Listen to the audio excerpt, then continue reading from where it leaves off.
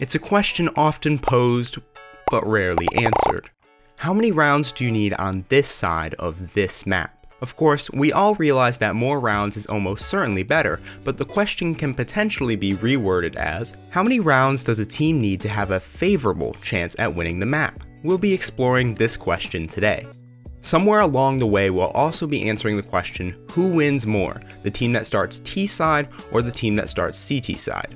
Before proceeding, I'd like to note that there are exceptions to every rule. Obviously, it's impossible to win 16 rounds in a single half, so there's always at least a small chance of a comeback after the first 15 rounds.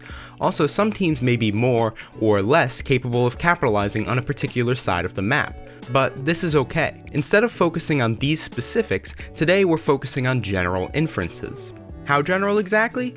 Well, I've programmatically analyzed every single Cobblestone match the top 20 teams have played since the major changes to the map were made on February 4th, 2015. This dataset includes 1,223 matches that encompass a total of 30,905 rounds of regulation time Counter-Strike. This rich dataset, as always, is available freely in the description. This is likely to be the most complex topic I've discussed so far, but please stick with me as I try to explain everything as simply as possible. Now, before discussing the conclusions, let's take a look at some preliminary data. While it may not be as exciting as the original concept, this will be something we can compare other data to later. Here, I've made a pie chart of the results of all matches separated into three categories. One where the team that begins on the T side wins the map, another where the team that begins on the CT side wins, and another for regulation time ties. You can see here that the team that starts on the T side wins 44.24% of the matches, while the team starting on the CT side wins 47.10% of the time, and ties occur 8.67% of the time.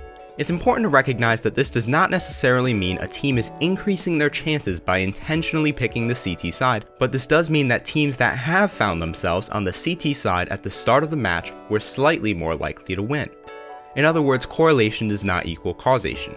Keep in mind that teams more comfortable with the map might pick it in the map veto phase, leaving less comfortable teams to pick the, traditionally speaking, favored side, in this case the terrorist side.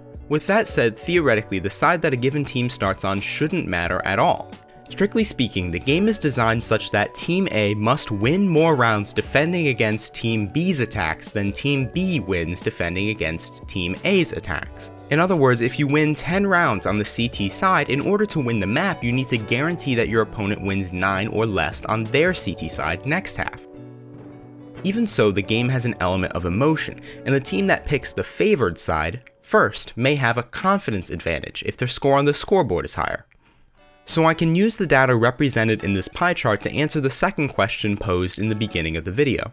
Who wins more, the team that starts T side or the team that starts CT side? Visually on the graph, you can see that teams that start on the CT side have a 2.9% greater win rate than those who start on the T side. Based on the sample size, I can say this with a confidence level of 95% and a margin of error of plus or minus 3.9%. This may not seem useful, but by my calculations, the data also shows that there is a 92% chance that the team that starts on the CT side does indeed win more than the team that starts on the T side, an actual answer to the question. Although seemingly off topic, this excursion allows us to compare these overall win rates to the win rates that the terrorist starting team has given their halftime score.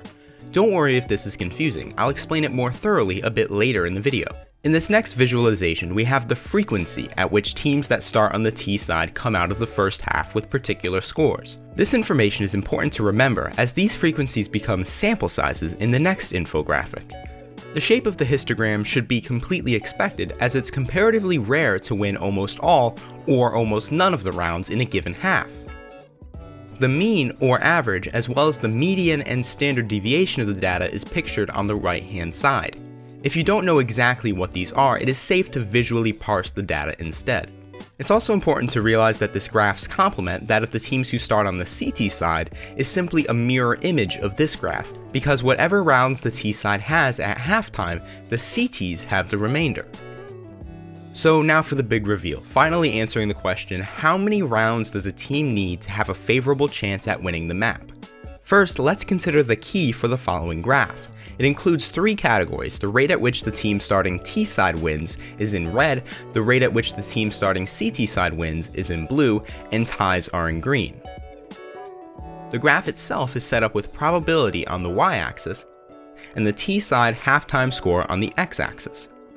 Each of the bars effectively contains the same type of information as the pie graph earlier in the video, but with each bar representing a discrete possible score at halftime. The overall shape is expected.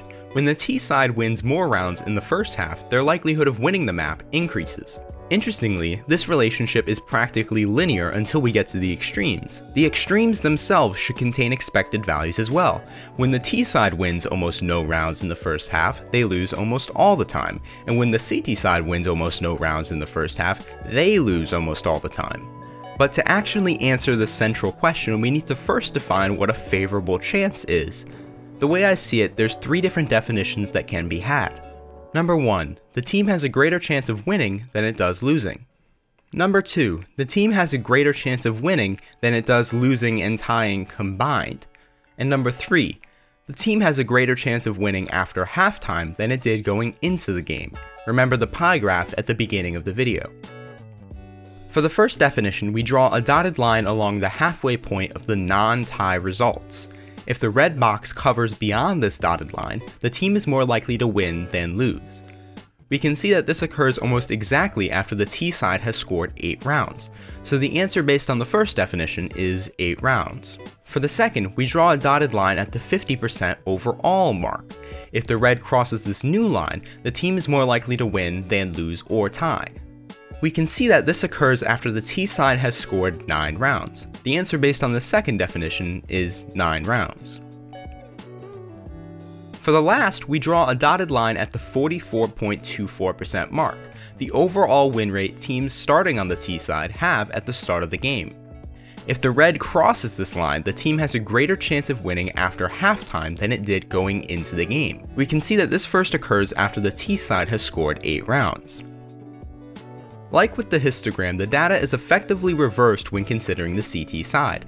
I've swapped the graph like before, and switched the blue and red sections to make for easier visualization. You can see that the answer based on the first definition is 8, the second is 8, and the third is also 8. So this means that the answer for the T side starting team is about 8 or 9 rounds depending on your criteria. I'd imagine with maps that are more heavily sided, this number will shift to the left or right more dramatically.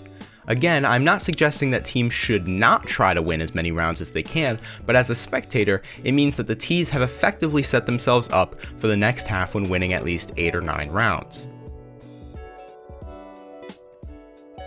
Before you X out of this video, let's try to answer one more question. What is the average final score based on the halftime score?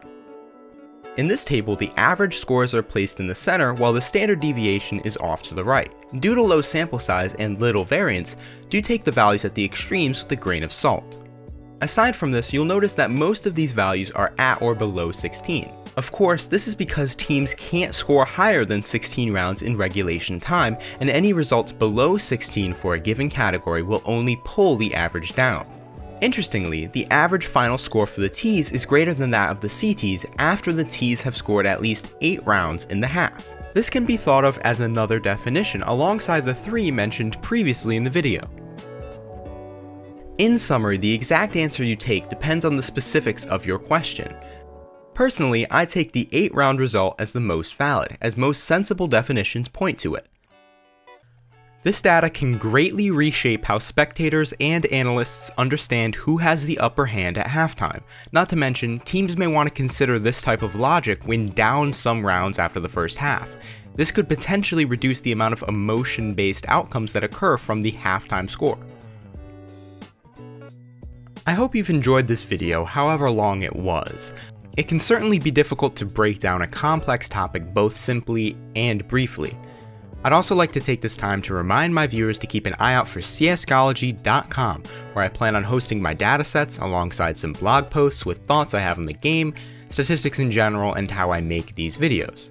Eventually, you'll also be able to submit suggestions and other business inquiries directly to me through the site. Either way, I'm sure I don't have to remind you all, but leaving a like, subscribing, and checking out my other videos helps me out significantly. I'll see you next time.